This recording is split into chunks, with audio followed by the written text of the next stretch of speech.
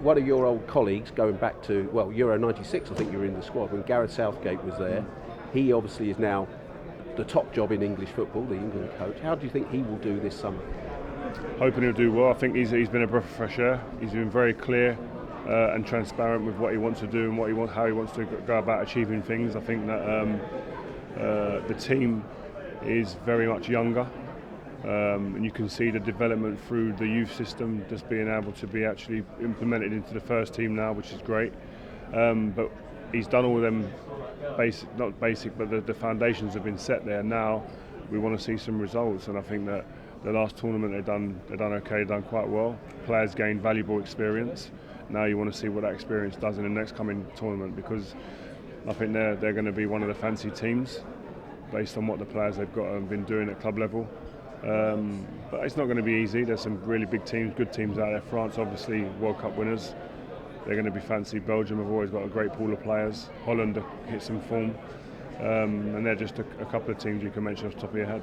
And how important will fitness of key players be? Because obviously Harry Kane's got that injury. He's hoping to be back by the time the Euros come around. Marcus Rashford, another. It seems a common theme that when we go into a tournament, one of our biggest, best players always has an injury going into a tournament. They seem to limp into tournaments. But I don't know. We don't know enough about the injury to either player to know when they're going to be back and how many games they're going to get to play in and get up to speed before the tournament starts. And I think that's a key element that needs to be taken into consideration by the manager, because I think we've seen players that have limped into tournaments and they haven't really helped or played to the potential that they normally do because of the injury. So that's a real big issue, because they're two hugely important players who score a lot of goals.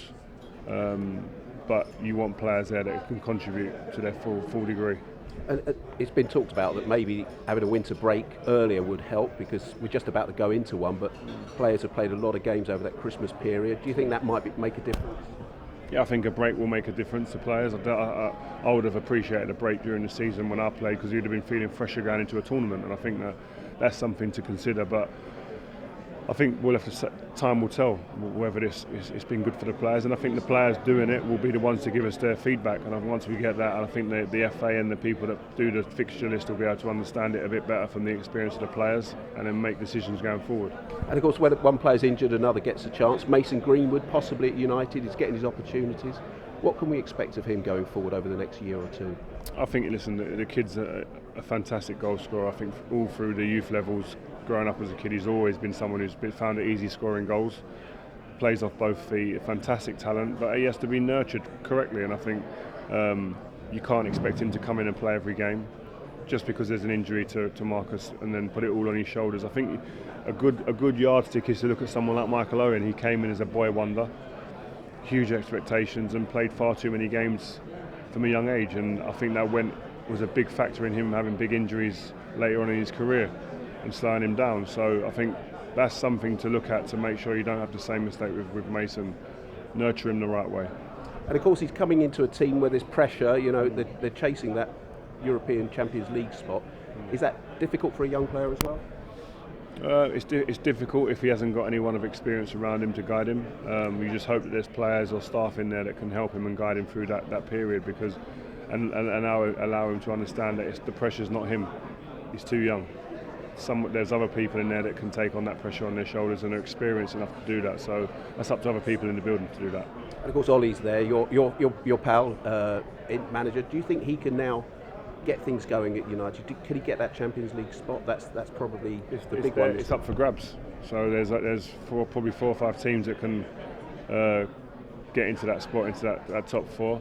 And again, time will tell. I think no one's hit a great run of form in the chasing pack to really say we're going to get that 4th spot. Chelsea, I think, taken 4 points in the last 14. So it's up for grabs there. And what isn't up for grabs is the title. It looks pretty clear Liverpool. It's just a question of when rather than if they will lift the title. Is that, as someone who's so associated with United, is that something that's difficult to acknowledge that they're... You have to respect it. I think Liverpool have done a tremendous job. I think in the last 2 years, the amount of points they accumulated over the last 2 years has been phenomenal. So they've done that. You have to admire that and respect it. And again, you're not lucky to win the league. I know that from experience. You haven't got to be lucky. You've got to be good enough to win the league. And Liverpool are more than good enough. And it's taken 5 years, isn't it, for Jurgen Klopp to build that side? Do you think there's the beginnings of an era for a few years to come there? Yeah, definitely. I think that's the scary part for everyone else, is that Liverpool, this isn't about today. I think they're going to be in this for the long haul. And they look like a team that seems to be being built for the long term. And I think other teams, other owners can take the lead after what Liverpool have done. They've invested in the manager, they've invested in his ideas. He's been allowed to implement them over time. He didn't have success immediately, but you're seeing it bear fruit 4 or 5 years on now from the beginnings of that. So he was given time and the resources, and the trophies now are coming. And my final question, one big factor has been the arrival of Virgil van Dijk.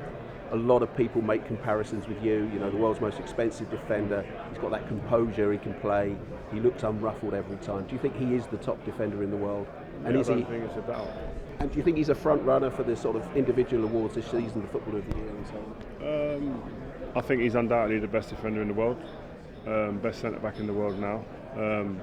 As for Player of the Year, he wouldn't get my vote for Player of the Year. He'd get my vote for Best Defender, Best Centre Half, but he wouldn't get my vote for Player of the Year. I think there's a few other people that probably vying for that accolade, but he's been tremendous. I think he's a fantastic footballer, calm, cool, collected, strong, quick, the modern day, all the attributes you'd want in a modern day player, and he carries himself very well, and I love the way he carries himself. So.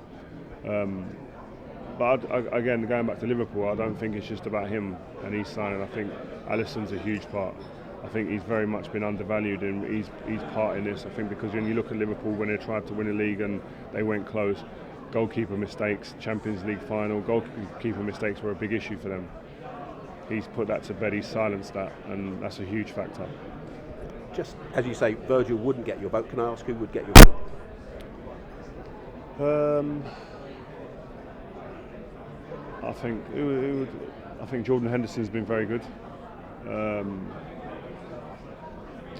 Listen, I think Mane's been my favourite player when I watch Liverpool. If I'm honest, when I watch Liverpool, he's a person that gets me off my seat more than anyone in a Liverpool shirt. He'd definitely be up there. I'm just saying Liverpool players here, aren't I? Yeah. Vardy's been good, scoring goals. Kevin De Bruyne, when you watch him, he just purrs. So yeah, there's a few names there. Yeah, we're here at the launch of the BT's 433 initiative, which is a lot about bringing more women, young people and disadvantaged people into football and into coaching. Just give us your thoughts on that. Yeah, I mean, I'm delighted to be a part of this as an ambassador. Obviously, I work with BT Sport, but this is something separate from that, and it's great to see that the 4 different FAs have been aligned together for a sponsorship deal. But I think this is more than just a sponsorship deal. This is about creating a legacy, that's something that will live long beyond hopefully this partnership, and bringing connectivity to communities, bringing awareness to the disabled area of football and the grassroots area, and just making sure that these people get the exposure and the accessibility to being digitised and to the coaching. So again, as someone who's been in the system, who's been a player and who's seen these sponsorship deals from within, this feels like a very different type of deal. So, and this is one that's hopefully going to affect many people's lives.